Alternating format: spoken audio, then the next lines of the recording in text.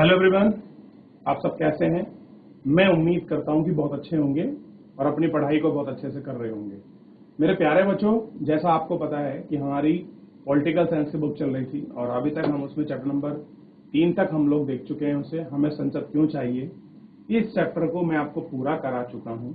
इसके इम्पोर्टेंट जितने भी आपके क्वेश्चन थे वो मैं सारे आपको समझा चुका हूँ। कोई चीज़ मैंने ऐसी नहीं छोड़ी है जो शायद आपके के लिए आपका बच गया हो इस सिलेबस के अनुसार जो एक्स्ट्रा चीज थी। आज हम लोग नया लेसन जो है आपका प्रारंभ करेंगे। लेसन नंबर 4 है कानूनों की समझ। इसके विषय में हम लोग आज बात करने वाले हैं कि हम कानूनों की समझ को देखेंगे कि कानूनों की समझ जो है वो क्या है। क्लियर है मेरे प्यारे बच्चों? आगे देखते हैं और इसके विषय में हम लोग आपको पढ़ना प्रारंभ करते हैं जो हमारा लेसन है। अब हम थोड़ी कुछ चीजें हैं ऐसी जिनके माध्यम से हम लोग इसको पढ़ेंगे और जानने की कोशिश भी करेंगे। क्लियर है मेरे प्यारे बच्चों? आइए एक एक करके हम लोग आपका देखते हैं। आप कुछ कानूनों से परिचित होंगे। कह रहे कुछ ऐसे कानून होंगे जिनसे आप आपका परिचित होंगे। अब देखिए बहुत सारे कानून हैं। अगर आप किसी के साथ मारपीट करते हैं तो पुलिस केस में आप जेल जा सकते हैं। क्लियर है? सरकार द्वारा निर्धारित कुछ अगर आपके नियम बनाए गए हैं, कुछ समय के लिए अगर आप उनका उल्लंघन करते हैं तो आपका जेल जा सकते हैं। आप किसी के साथ आपका हिंसा मारपीट करते हैं तो आप जेल जा सकते हैं। और न जाने बहुत सारे कानून ऐसे होंगे जिन्हें आपको पता होगा। उनमें से एक कानून है, शायद आपको शादी की उम्र सीमा या मत अधिकार की उम्र सीमा का पता होगा। चलिए बच्चों मुझे बताइए कि भारत में मत देने यानी कि वोट देने की आयु क्या है। हम किस आयु का बच्चा, ये कह सकते हैं कि महिला या पुरुष किस आयु में अपना मतदान करता है पहली बार। बताइए बच्चों, कौन स्कूल बताएगा?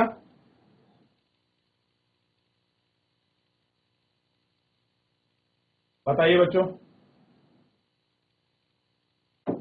बहुत बढ़िया, जैसी पौड़ी।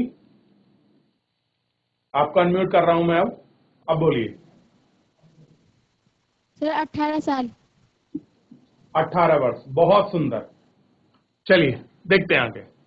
अब हम आपके एक प्रश्न में छोड़े जा रहा हूं कि पुरुषों की शादी करने की उम्र क्या है कानूनी तौर पर और महिलाओं की शादी करने की उम्र क्या है कानूनी तौर पर। यह आपको कल आपको जवाब देना है कि महिला इस उम्र में, न्यूनतम उम्र में आपकी शादी कर सकती है जो कोर्ट ने आपका निर्धारण किया है, और पुरुष किस उम्र में कर सकते हैं यह आपको बताना है। यह कल के लिए आपको क्वेश्चन है। संभव है कि आप संपत्ति को खरीदने बेचने के लिए कानूनों को भी जानते होंगे। अगर आपको कोई संपत्ति लेनी है या कुछ आपको बेचना है, आपको खरीदना है, उसके विषय में भी कुछ कानून के ऐसे नियम फॉलो होते हैं जिन्हें आपको बारे में पता होगा कि कौन से नियम को हम लोग आपका फॉलो करें। क्लियर है? ये आपको ध्यान देना है। क्लियर है? अब देखिए, अभी तक आप ये जान चुके हैं कि कानून बनाने का जिम्मा किसका होता है? संसद का होता है, क्योंकि हम 2-3 दिन से यही पढ़ रहे थे पिछले चैप्टर में। क्लियर है? क्या यह है कानून सभी पर आपके लागू होते हैं? नए कानून किस तरह अस्तित्व में आते हैं? क्या कोई कानून अलोकप्रिय या आपका विवादास्पद भी होता है? नागरिक के नाते हम ऐसी परिस्थितियों में क्या करना चाहिए? क्लियर है? ये हमको देखना है कि हमको ऐसी स्थिति में क्या करना चाहिए। आइए आगे देखते हैं और बहुत अच्छे से हम लोग एक एक करके इन सभी के विषय में पढ़ते हैं। देखिए, क्या कानून सब पर लागू होते हैं? अभी कह रहे हैं जो कानून है क्या वो आपका सब पर लागू होते हैं? बताइए मुझे। देखिए, यह सीधे सीधे कानून के उल्लंघन का मामला है। क्या है? ये सीधे सीधे क्या है? जो कानून है उसके उल्लंघन का मामला है। जैसा कि आप इकाई 1 में पढ़ चुके हैं, राष्ट्रवादियों के बीच इस बात पूरी तरह सहमति थी कि स्वतंत्र भारत में सत्ता को मानने इस्तेमाल का कोई गुंजाइश नहीं होना चाहिए। यानी कि किसी भी व्यक्ति की स्वतंत्र भारत में आपकी मनमानी हो, इसकी कोई गुंजाइश नहीं होनी चाहिए। यानी कि हमारी आपका डेमोक्रेसी के अंदर कोई व्यक्ति अपनी मनमानी नहीं कर सकता, कोई अपनी जिद नहीं चला सकता। यहाँ कानून के रूप में ही आपका शासन चलेगा, संविधान के अनुसार ही शासन चलेगा, और संविधान का शासन मतलब जनता का शासन। चाहे कोई अमीर हो, चाहे कोई आपका गरीब हो, सबको भारतीय संविधान के अनुसार ही क्या करना पड़ेगा, आपको चलना पड़ेगा। यानी कि यहाँ किसी की तानाशाही, आपकी मनमानी नहीं चलेगी। इसलिए उन्हें संविधान में कई ऐसे प्रावधान जोड़े जो कानून पर आधारित शासन की स्थापना के लिए जरूरी है। क्या जरूरी है कि कानून पर आधारित शासन की स्थापना के लिए आपके जरूरी थे। इनमें से सबसे महत्वपूर्ण प्रावधान यह है कि स्वतंत्र भारत में नजर में सब बराबर होंगे। कह रहे जब भारत हमारा देश आजाद होगा या हुआ, उसमें क्या था, उसकी नजर में सब लोग कैसे हैं, आपके बराबर हैं, आपके समान हैं। यानी कि भारत की नजर में सब लोग समान हैं भारत के कानून के सामने, किसी को कोई आपकी विशेषज्ञता हासिल नहीं। आप मुझे बताइए, जब कभी कोई गांव में या शहर में कोई आपने ऐसा मामला देखा हो, तो जब कभी पुलिस आती है या अदालत में कोई केस चलता है, तो ऐसा तो नहीं सुना होगा कि अमीर आदमी अपने घर से ही अपने घर बैठा हुआ है और जज वहां जा रहा है उनके घर में कि बताइए सर फैसला कब सुनाना है। ऐसा तो नहीं है ना। चाहे कोई अमीर हो, गरीब हो, कोई भी व्यक्ति हो, हर व्यक्ति को क्या है, आपका कानून का समान अधिकार है, सबको समान संरक्षण है, एक जैसा ट्रीटमेंट की आपका बात करी गई है। ऐसा नहीं है कि आप अमीर हैं तो आपके लिए विशेष प्रावधान है, आप गरीब हैं तो आपके लिए कुछ नहीं है। ऐसा हमारे देश में नहीं है, ऐसा कुछ नहीं। सब समानता के आधार पर है। सभी लोग कानून हमारा ना कानून धर्म, जाति, लिंग के आधार के बीच में कोई भी भेद नहीं करता। अब देखिए, जो हमारा कानून है उसमें लोगों का चाहे कोई भी धर्म हो, जाति हो, लिंग हो, इसके बीच में कोई भी क्या नहीं करता, कोई भेदभाव आपका नहीं करता है। क्या नहीं करता है, भेदभाव नहीं करता। क्लियर है, आपका किसी भी प्रकार का डिस्क्रिमिनेशन हमारे यहां नहीं है। कानूनों के शासन का मतलब है कि सभी कानून देश के सभी नागरिकों के रूप में समान लागू हो। और कह रहे कि सिंपल सा मतलब है, देश में जितने भी लोग हैं उनके लिए, सबके लिए समान रूप से ये कानून क्या हो, आपके लागू हो। यानी कि किसी का कोई विशेषीकरण नहीं है, किसी को आपका विशेष इसमें नहीं समझा गया है। मेरे प्यारे बच्चों, कानून से ऊपर कोई व्यक्ति नहीं है, चाहे वे सरकारी अधिकारी हो या धन्ना सेठ हो, यहां तक कि राष्ट्रपति ही क्यों ना हो। देखिए क्या है कि राष्ट्रपति ही क्यों ना हो, किसी भी अपराध या कानून के उल्लंघन की एक निश्चित सजा होती है। अगर आपने कानून का उल्लंघन किया है, चाहे कोई आप अधिकारी हो, धन्ना सेठ का मतलब है चाहे कोई आप अमीर व्यक्ति हो, चाहे आप राष्ट्रपति हो, क्या है आपके लिए, अगर आपने कानून का उल्लंघन किया है, आपने अपराध किया है, तो उसकी आपको निश्चित सजा जो है आपको मिलकर रहेगी। क्लियर है, ये आपको देखना है। आगे देखिए, सजा तक पहुंचने की एक तय प्रक्रिया है। आपको सजा मिले उसका एक पूरा आपका प्रोसीजर है। ऐसा नहीं है कि आपने कुछ अपराध किया, पुलिस वालों ने उठाया और आपको फांसी पे चढ़ा दिया या आपको मारपीट कर दी, जेल में बंद कर दिया। नहीं, पूरा प्रोसीजर। देखिए, पहले पुलिस अपनी चार्जशीट लिखती है, फिर सेक्शन न्यायालय में जो आपका जिला सत्र न्यायाधीश होते हैं उनके आपका मुकदमा चलता है। उसके बाद देखा जाता है कि मामला दीवानी का है, फौजदारी का है, यानी क्रिमिनल या सिविल का है, या फिर आपका फैमिली कोर्ट का है।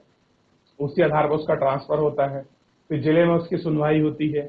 अगर आप जिले का जो फैसला है आप उससे आपका संतुष्ट नहीं है तो आप हाई कोर्ट जा सकते हैं। हाई कोर्ट में भी अगर आपके फैसले का आप जिस तरह से चाहते नहीं हुआ, फिर आप सुप्रीम कोर्ट जा सकते हैं। तो आपके पास बहुत सारे स्टेप्स हैं। ऐसा नहीं है कि केवल एक जगह ही आप खाली सीमित कर दिए गए हो, नहीं, पूरी तरह से आपको आजादी दी गई है ताकि आप अपने आप को सिद्ध कर सके कि मैं अपराधी नहीं। क्लियर है? जिस व्यक्ति ने अपराध साबित किया जाता है, लेकिन क्या हमेशा ही ऐसा था? पहले जो आज स्थिति है कि एक पूरा प्रोसीजर है, क्या पहले भी ऐसा था? बताइए मेरे प्यारे बच्चों कि था कि नहीं था? तो पहले ऐसा नहीं था, क्योंकि कानून जो था ब्रिटिश के आधार पर था और वहां सजा का भी जो है अलग अलग प्रकार से आपका प्रावधान दिया गया था। क्लियर है? ये आपको पता होना चाहिए। तो फिलहाल जितना हमने पढ़ा इसको एक बार देख लीजिए। वो चीज समझ नहीं आती आप मुझसे दोबारा पूछ सकते हैं मेरे प्यारे बच्चों।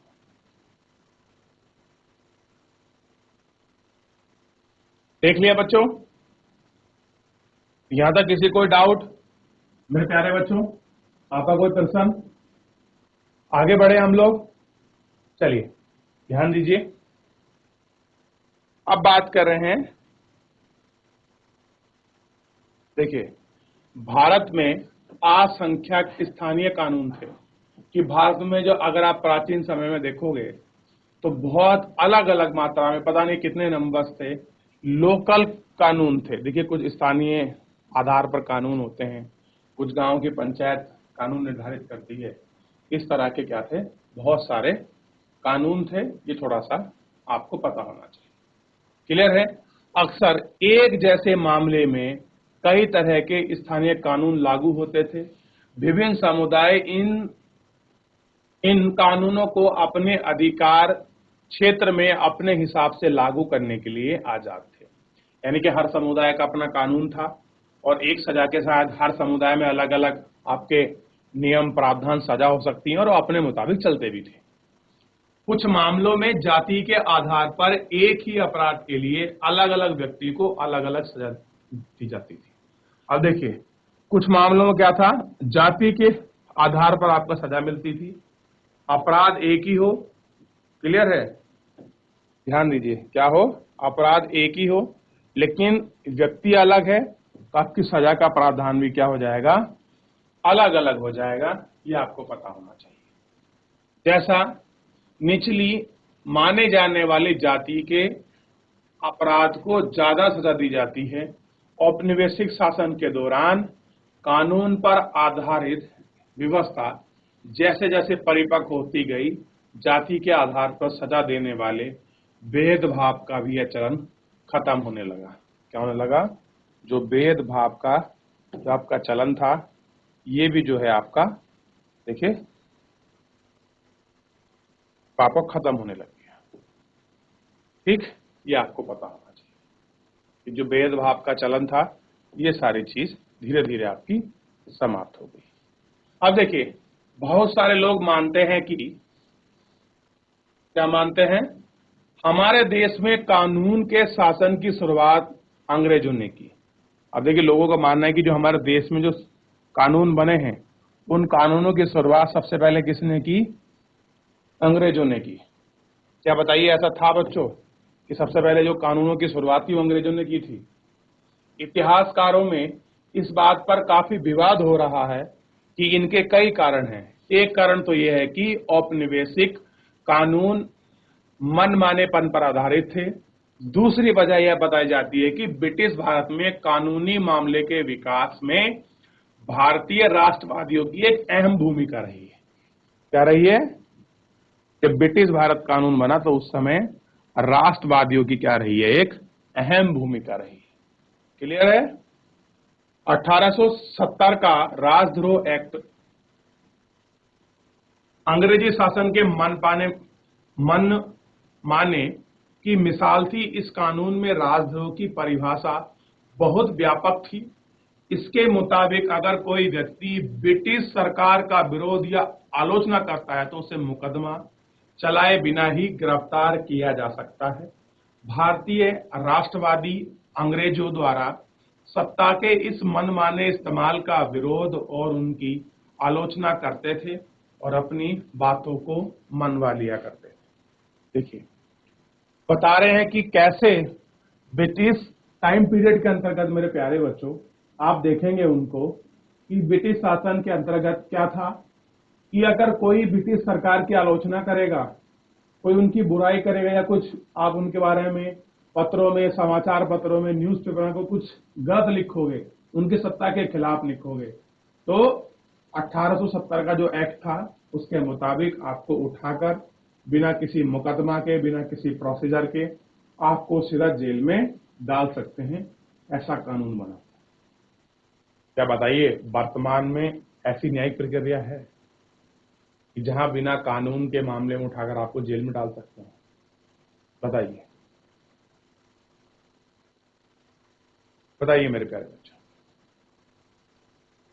नहीं है कि नहीं है? जल्दी बताइए। तो ऐसा नहीं है। ठीक है, चलिए आप इसको देख लीजिए। 30 से 40 सेकंड का आपको समय दे रहा हूं। कुछ पूछना हो आप इसमें से पूछ सकते हैं, समझ सकते हैं। कोई डाउट है आप मुझसे द्वारा पूछ लीजिए, क्योंकि अगर आप जब तक चैप्टर का मेन आप इंट्रो नहीं पढ़ोगे तब तक आपको पूरी चीजें अच्छे से जो है अच्छे से याद नहीं आपको पता चलेगा। तो ध्यान रखेंगे जरा, यहां तक किसी बच्चे को डाउट? चलिए देख लीजिए फटाफट। देख रहे हैं बच्चों? तो हमने ये देख लिया और इसको देखा, तो इतना पढ़िए। कोई डाउट बनता है मुझसे पूछिए प्लीज, क्योंकि जब तक आप कुछ नहीं पूछने वाले, क्योंकि बहुत सारी चीज ऐसी हैं जो आपको इसमें समझ नहीं आएंगी। चलिए 30 सेकंड लास्ट देता हूं, जल्दी पूछिए। चलिए मेरे प्यारे बच्चों, तो अगर आपको कोई डाउट नहीं है तो हम लोग आगे बढ़ जाते हैं और इसको देखते हैं। देखिए, भारतीय राष्ट्रवादी अंग्रेजों द्वारा सत्ता के इस मनमाने इस्तेमाल का विरोध और उनकी आलोचना करते थे। क्या करते थे? उनकी आलोचना करते थे। मनमाने के लिए उन्हें संघर्ष शुरू कर दिया। यह समानता का संघर्ष था।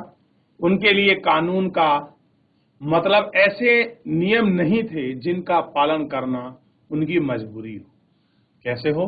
कि ऐसे नियम जिनका पालन करना क्या हो? उनकी बच्चों मजबूरी हो। वे कानूनों को उसे अलग ऐसी व्यवस्था के रूप में देखना चाहते थे जो न्याय के विचार पर आधारित हो। 19वीं सदी के आखिर तक भारत में कानूनी पेशे के भी उभरने लगे। कानूनी पेशे में लगे भारतीय ने मांग की और औपनिवेशिक अदालतों में उन्हें समानता के नजर से देखा। ऐसे कानून, भारतीय कानून विशेषज्ञ अपने देश के लोगों के अधिकार के की हिफाजत के लिए कानून का इस्तेमाल करने लगे। भारतीय न्यायाधीश भी फैसले पर ही सबसे ज्यादा भूमिका निभाने लगे।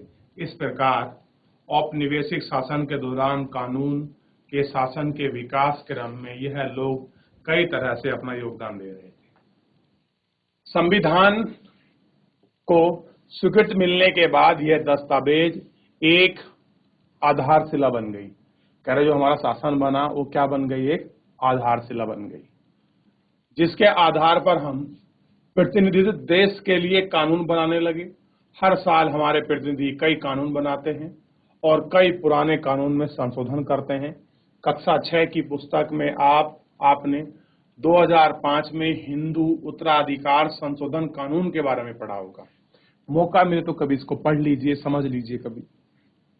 इस नए कानून के मुताबिक बेटे, बेटी और उनकी मां तीनों को परिवार की संपत्ति का हिस्सा मिल सकता है।